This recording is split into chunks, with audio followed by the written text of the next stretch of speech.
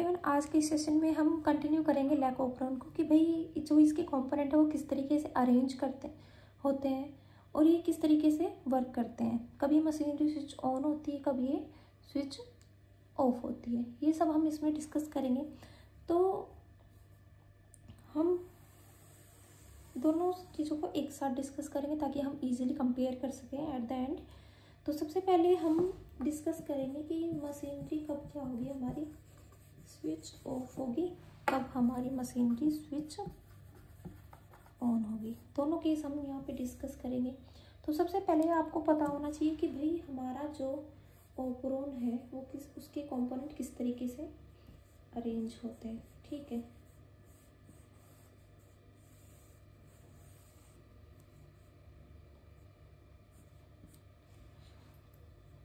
ये है आपका अरेंजमेंट। इसके अंदर क्या चीज़ क्या है वो देखिए, ये आपका है आईजी, ये आपका है प्रमोटर, ये आपका क्या है ऑपरेटर, और यह आपके तीन क्या है स्ट्रक्चरल जीन। स्ट्रक्चरल जीन हम डिस्कस किए थे, कौन कौन से हैं वे, ZYA।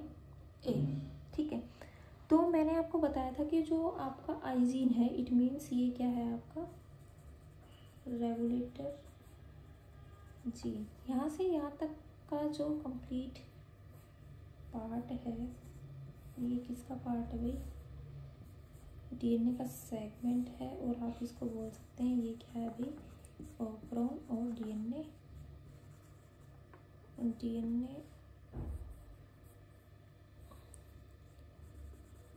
सेगमेंट। ठीक है, अब ये मशीनरी कैसे स्विच ऑफ होती है वो देखिए। देखो भाई आपका जो आई जीन है इट मीन्स रेगुलेटर जीन है, वो अभी हमने डिस्कस किया था कि भाई क्या बनाएगा सबसे पहले आफ्टर ट्रांसक्रिप्शन, ये क्या बनाएगा रिप्रेसर mRNA। ठीक है, कौन से प्रोसेस करके भाई जीन जो होता है वो प्रोटीन ही तो बनाता है एट द एंड। तो ट्रांसक्रिप्शन के बाद क्या बनाया इसने, mRNA बनाया।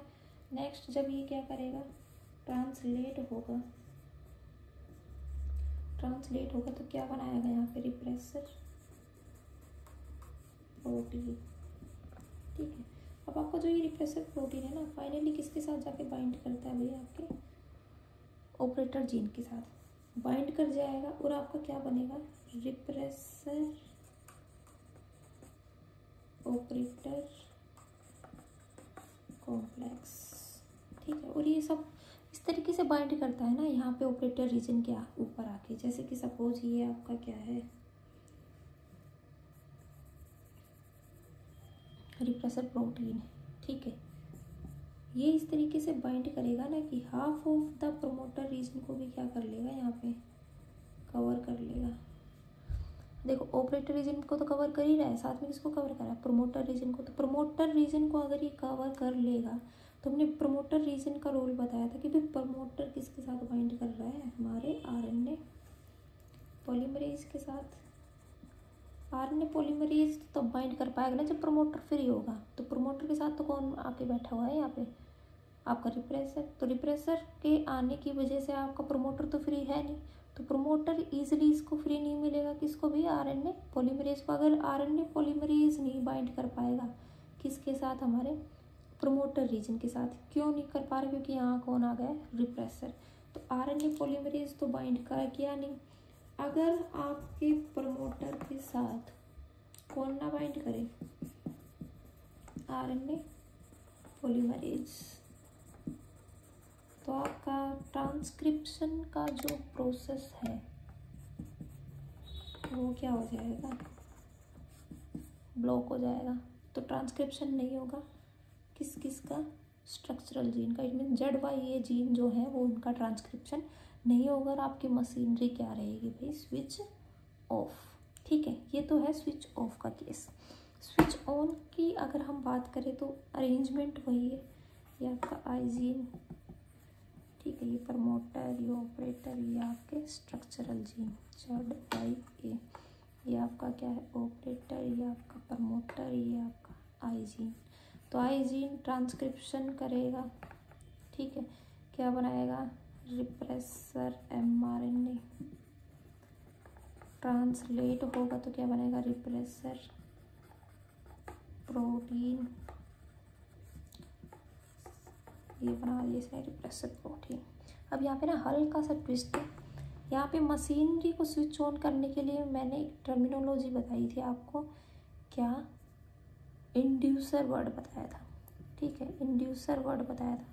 इंड्यूसर का मतलब किसी चीज़ को प्रमोट करने वाला, किसी फिनोमिना को एक्टिवेट करने वाला, ठीक है, उसको हम इंड्यूसर बोल रहे हैं। अब यहाँ पे जो इंड्यूसर होता है ना, वो एक शुगर होती है, क्या, लैक्टोज, ठीक है, यही लैक्टोज शुगर इंड्यूसर का काम कर रही है और फिनोमिना को, मशीनरी को क्या कर रही है, स्विच ऑन कर रही है। इसलिए इस ओपरोन को हम क्या बोल रहे हैं, इंड्यूसिबल ओपरोन, ठीक है।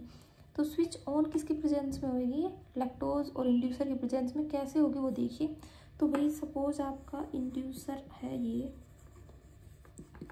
ठीक है, ये जो आपका इंड्यूसर है ना, ये इसके साथ बाइंड कर जाता है, रिप्रेसर के साथ, और क्या बना लेता है, कॉम्प्लेक्स बना लेता है। ये आपका क्या है, इंड्यूसर, ये आपका क्या आ गया, रिप्रेसर। तो इस तरीके से ये बाइंड करता है ना कि इसके अंदर क्या कर देता है, स्ट्रक्चरल मॉडिफिकेशन कर देता है। किसके अंदर, आपके रिप्रेसर के अंदर, ठीक है। अगर रिप्रेसर के अंदर इंड्यूसर बाइंड होकर स्ट्रक्चरल मॉडिफिकेशन कर रहा है तो इसका स्ट्रक्चर चेंज हो जाएगा। स्ट्रक्चर चेंज हो जाएगा तो ये इसके साथ बाइंड नहीं कर पाएगा।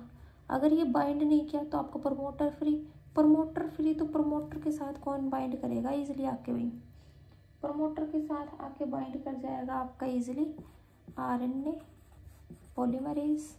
आरएनए पॉलीमरेज प्रमोटर के साथ बाइंड किया तो आपको कौन सा फिनोमिना हो रहा है, ट्रांसक्रिप्शन किसका हो रहा है, ZYA जीन का। तो जेड जीन का जब ट्रांसक्रिप्शन होगा तो आपका एक एंजाइम बनेगा जिसका नाम क्या है, बीटा गैलेक्टोसाइडेज। जब आपका वाई जीन का ट्रांसक्रिप्शन होगा तो एक एंजाइम बनेगा परमीएज। जब आपका ए जीन का ट्रांसक्रिप्शन होगा तो आपका एंजाइम बनेगा ट्रांस एसिटाइलेज, ठीक है। तो आपकी मशीनरी तो हो गई स्विच ऑन और आपके पास बन गए ये 3 एंजाइम। तो ये एंजाइम बन तो गए, लेकिन रोल क्या करेंगे वो देखिए।